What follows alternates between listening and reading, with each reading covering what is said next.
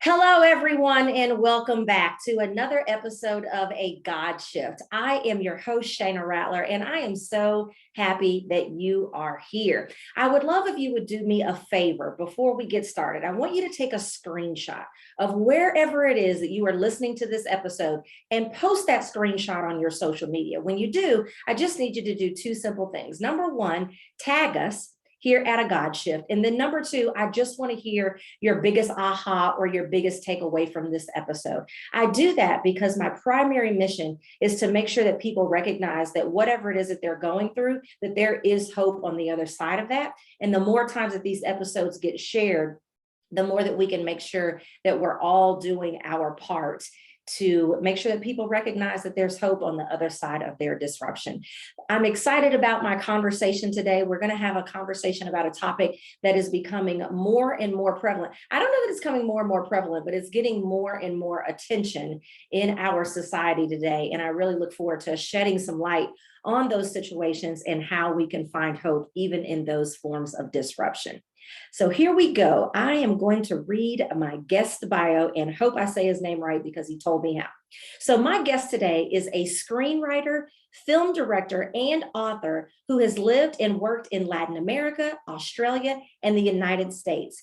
In 1988, he founded Messenger Films, a nonprofit film production company. He studied English literature at Harvard University and also studied film and television at NYU and the Art Center College of Design. He currently lives in St. Paul, Minnesota. I want to welcome to the show, let me get this right, Cristobal Krusen. How'd I do? You did okay. Okay, I got close, if nothing else. Yeah, you definitely got close. So, Chris, I'm going to kind of set the stage for this conversation before we get into the story. So, the name of all of my platforms is called A God Shift. And my definition of a God shift is the moment a disruption in your life collides with God's purpose, but then that moves you into greater dimensions of possibility. Because one of the things that I have learned about God is that He's very specific in what it is that He uses in our lives to get our attention. What it's going to take to get your attention is not going to be what it's going to take to get our attention. But everything that He uses in our lives to get our attention is actually an invitation to invite us into the life that He has planned for us. So before we get into our topic today, I would love if you could just share with the audience the time that you've actually had to overcome disruption in your own life to get to where it is that you are today. Well, I think the main subject that we're talking about, mental health, became so personal to me as a father when my son, my firstborn child, began showing signs of mental instability, and it was eventually diagnosed as schizophrenia. And he was still a teenager. He was just barely 16, going on 17. And this was just very disruptive, obviously, and incredibly painful, and very difficult to navigate. I had no secret sauce to fix the problem, as much as I wanted to wave a wand over it all and have it go away. And I had, as a Christian father, and by the way, I became a believer at the age of 29. I did not grow up in the church. So when I became a believer at the age of 29, had my son at the age of 30, I mean, I was ready to rock and roll. I was going to, with my son, we were going to turn the world upside down for Christ, in a good way. And yeah, I taught him Bible verses right from the beginning. He was quoting the Bible at the age of 2, and he was an incredibly good athlete, handsome young man. I mean, I just thought everything was the way it should be for a bright future. And then this happened, and it was very disruptive, very, very disruptive. yeah. And so then, the question of, well, where is God in this? Became very real to me, and a daily question that I wrestled with. Yeah. And so I'm curious, like, what did you learn during that process? Because that's tough, it's always tough. Anytime something doesn't go the way that we planned it to go, it can always be tough. I say all the time that one of the hardest things to let go of is what we had in mind. But Mm, you have these plans for your son's life. You have this plan for what it is that you all are going to do together for the kingdom. And I mm. imagine that you have to be asking, okay, now how do we accomplish all of that with this obstacle of schizophrenia? So you're finding God in the midst of this. And so what did you learn during this process? I learned to hold on and not let go. Mm, Hold on to God, right, and not let go. To trust Him, um, regardless of what you might see, regardless of circumstances. To not grow faint, just to not give up and hold fast to Him. That's the main thing I learned. I also learned that we have the opportunity, and you said it earlier, being invited into God's presence, if you will. hmm. Um, the suffering that came upon me was also an invitation to Yes. draw closer to God. Yeah. That would not have been as real and meaningful if everything had been peaches and cream, I suppose, right? Yeah. It was the suffering. It was the suffering that drew me to God in the sense that where else could I go but God, you know? And I always when I'm talking with clients, especially on my television show, and I'm saying, we're trying to uncover, why did God use what he chose to use? Because I say that, I'm not the type of person that if you want to get my attention, that you can just whisper at me or tap me on the shoulder. You have to do something a little more radical, a little more alarming to get my attention. And so my first God shift moment was when the Lord was calling me to ministry. He allowed everything around me to dry up. My business dried up, my relationships dried up, everything that I felt like I knew that was giving me, comfort and joy Mm. dried up, because had it not of, I would have never paid attention to the fact that he was calling me to ministry. And I believe that sometimes the reason why he uses this disruption is not only to invite us into what he has for us, but it's to give us an opportunity to come closer to him. So when you look back in your life, do you feel like God was not getting your full attention, that you weren't as committed to time with him, and this was something that he used to kind of bring you in? Or why do you feel like he used this in your life? Because I wouldn't say I don't think I was drifting from God at that point in my life. Okay. But what I think was happening is that if I may say so, I kind of had a superficial understanding Wow. of God, you know? And God said, no, it's deeper. It's deeper. And just as the Apostle Paul, he didn't just pray to know the power or experience the power of the resurrection. He also prayed to have the fellowship of his sufferings, the sufferings of Christ. Yeah. That was a prayer. That's how, are we willing to pray that I might know him and the power of his resurrection and the fellowship of his sufferings. Yeah. Um, so, and furthermore, I have to tell you, because I was reading the Bible, and again, being a new Christian, I was just soaking it all up. It was new to me reading the Yeah. Bible, and I said, well, Paul wrote this. I need to pray this too.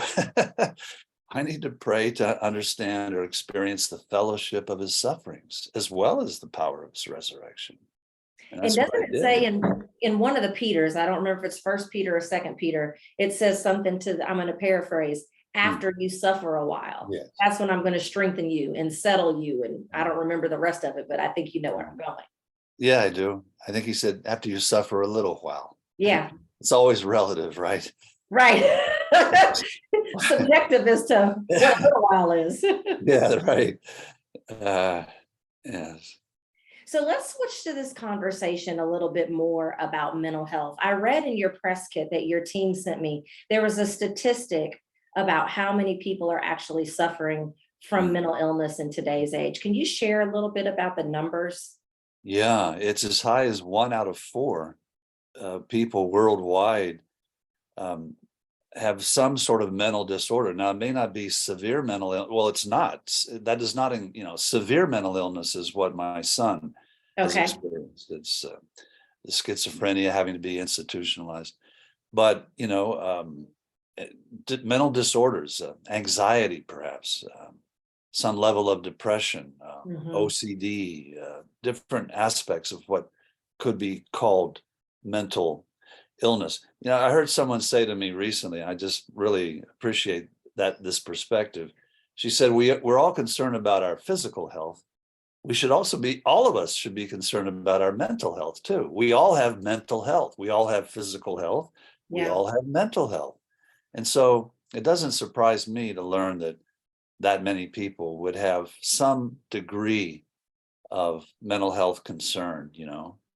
And our mental health is what drives our physical health. So I have a degree in occupational therapy. And one of the things that we learned in many of our psychology classes is it's called psychosomatic. And when we actually are experiencing things mentally and our thoughts are fixated on certain things mentally, it actually can have physical manifestations in our body. And so, dare I say, if you want to talk about chicken or egg, I believe that our mental health is more important than our physical health because our thoughts Yeah. drive our beliefs Yeah. drive our actions, and our actions become our reality. And Yeah. so if you want to ensure that you have good physical health, yeah, you can get on a treadmill all day, but if you have stinking thinking at a minor level, because many of us struggle with things like that, whether or not we have a diagnosis in the DSM or not, right? And so I believe that it's even more important for us to make sure that our mental health is up to par so that we can ensure that our lives are driven by the right thoughts. And then we don't, our physical health doesn't have to suffer because whatever it is that's going on internally in our minds. Yeah, very well said. Very well said.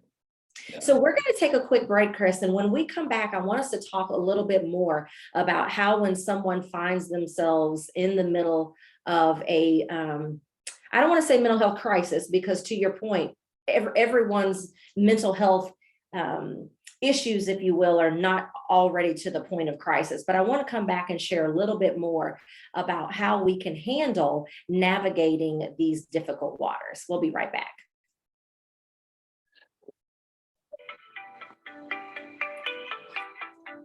This episode is brought to you by the free guide, When God Says Shift. Inside, you'll discover the 4 shifts required to reveal God's plan to ditch disruption or delay and get his blessings faster. Head to godsaysshift.com to access it now. All right, welcome back. So today we're talking about mental health and how mental health is absolutely a disruption in not only the lives of the person that is suffering from the mental health, but those around them that are suffering as a result of that as well. One of the things that I believe, Chris, is that any disruption in our lives can actually be used as a tool to shift our lives into a better place if we know how to respond appropriately to it. And so when we're looking at mental health, what do you see are some of the most common barriers that actually prevents us from being able to use it as a positive tool instead of something that gets us stuck? Well, one of the first things I would mention is the sweep it under the carpet syndrome. Don't talk about it. Excuse me. Don't talk about it. It's shameful. It's embarrassing. No, 1,000 times no. Don't go there. If you fell down and broke your leg, you'd go to a doctor, right? You'd seek help. And absolutely, we need to reach out and hopefully find somebody, or you hopefully know somebody, but if you don't, you have to, I guess, reach out to a therapist or find professional help, just somebody to talk to who will be understanding. And then I would add to all of that, undergirding it, even before it, is cultivate an attitude of prayer and worship and dependence on God. And just remember that he is with you. Reach for his hand, reach for Mhm. God's hand, figuratively speaking, reach for his hand, hold on to him and You ask him talk to about help the you get through. shame. Oh, I'm sorry. Go ahead. I didn't want to interrupt I'll you. just say, ask him to help you get through it.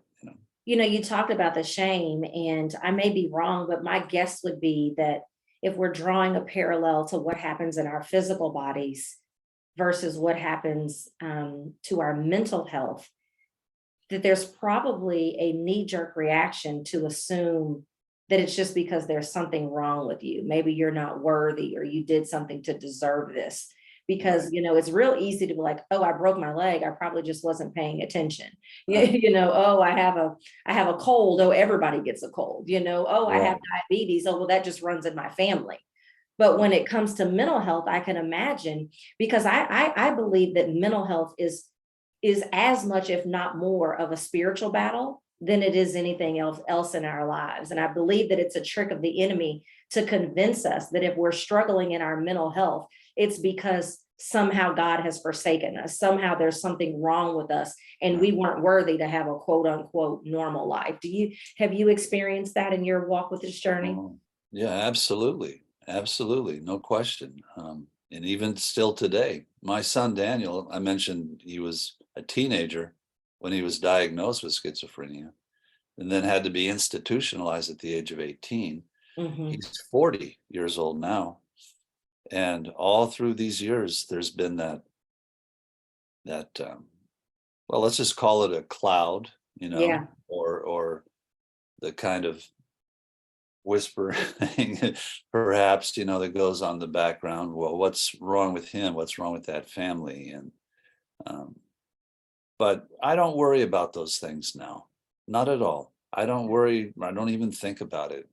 I just try to um, embrace life as best I can and love other people, and I really try not to judge other people who, whatever their condition might be.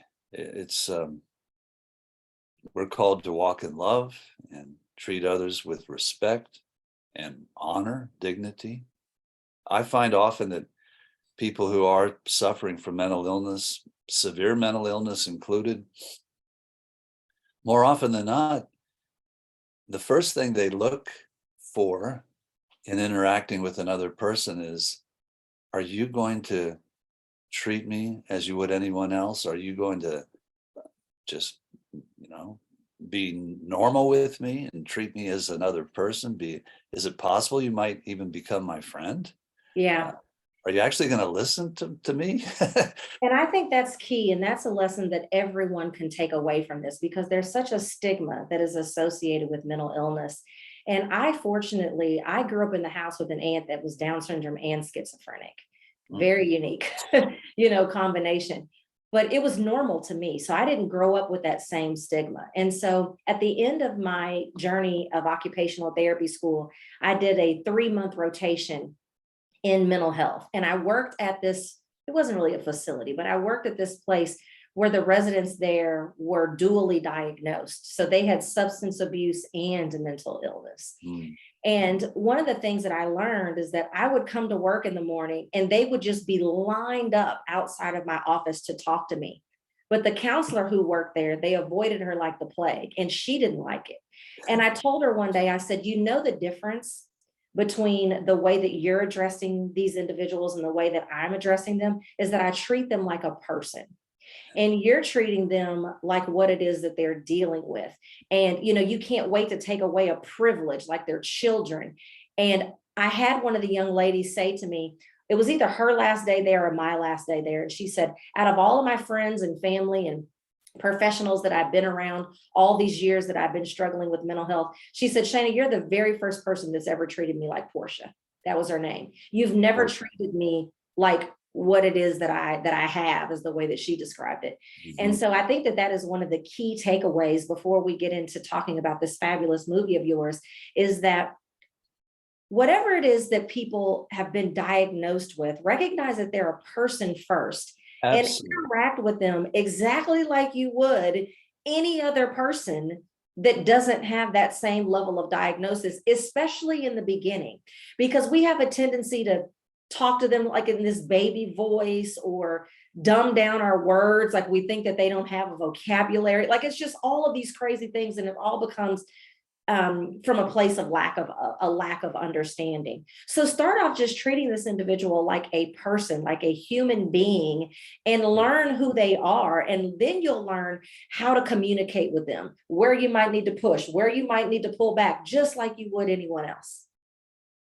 Couldn't agree with you more. Yeah. Very, very beautifully said. Very well said. So, Chris, you founded Messenger Films, and you have a new film that is out called Let Me Have My Son. Tell me about that. Well, it chronicles the story of my son and his father, me, but it's semi-autobiographical. I fictionalize it. It's inspired by the actual events. It's not a documentary, it's a drama. I changed names. I create some characters that are composite characters or completely fictitious characters. But I also tell a fair amount of the actual story, the real story, and the facts of the story. And there's a prologue at the beginning, which I think kind of summarizes my approach to the film and the story. There's this voiceover at the beginning. It's the voice of a man. He says, "Can I tell you the story of my son?" Well, perhaps more to the point, the story of his father. Then the voice says, "A good bit of what you're about to see is true as it happened, but more is true as to how it felt. And more than that is true, I suppose, of how it will be." And that kind of sets us up for, okay, there's a connection to reality in the story. But then what do you mean more is more, not equally, but more of the movie is about how it felt. And more than that, of how it will be.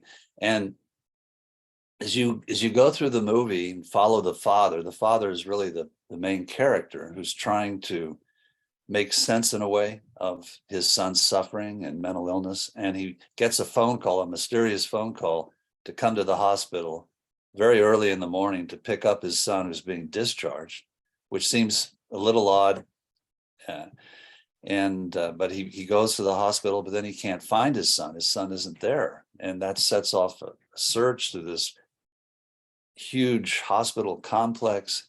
And he meets all sorts of characters, and he's on a desperate search to find his son and trying to make sense of it all. And at the end, he gets his questions answered. I'll put it that way. I don't want to give away the film. Yeah. But yeah, so it's a drama, really. And it delves into the surreal in many places. Again, trying to express what it felt like. That's awesome. So how can our listeners follow you on social media? Well, on social media, you can see I have gray hair. I struggle with social media, to be honest. I need to find young people like you to help me. But messengerfilms.com, the movie website, letmehavemyson.com. I'm on Facebook, Cristobal Krusen, Cristobal Krusen, Krusen.com. I have my own website that I don't go to nearly enough, cristobalkrusen.com. I don't tweet much at all, but maybe I can find somebody who can help me, Yeah, I don't tweet either. But how can we find the movie? That's the most important thing. How can we watch this film? Yeah, go to letmehavemyson.com. The title of the movie, no spaces altogether, letmehavemyson.com. And you'll see how to watch, where right now it's being shown exclusively on a virtual cinema platform that should go through the first week or so of July, through July 4th, and perhaps beyond. But there won't be a gap. In other words, once that virtual premium pay-per-view window ends, it'll become available on the other streamers and so forth, the other platforms like, Amazon and so forth. Right, perfect. Well, I'm going to make sure that the links to all this are in the show notes. So all they have to do is click it. Mr. Krusen, thank you so much for being here today and shedding light on a much misunderstood topic that is very, very prevalent in our society. So thank you for sharing your nuggets. Everyone, thank you for listening to this episode. Share, share, share. And I pray that you will go back and listen to previous and future episodes as well. Everyone have a great day. Bye-bye.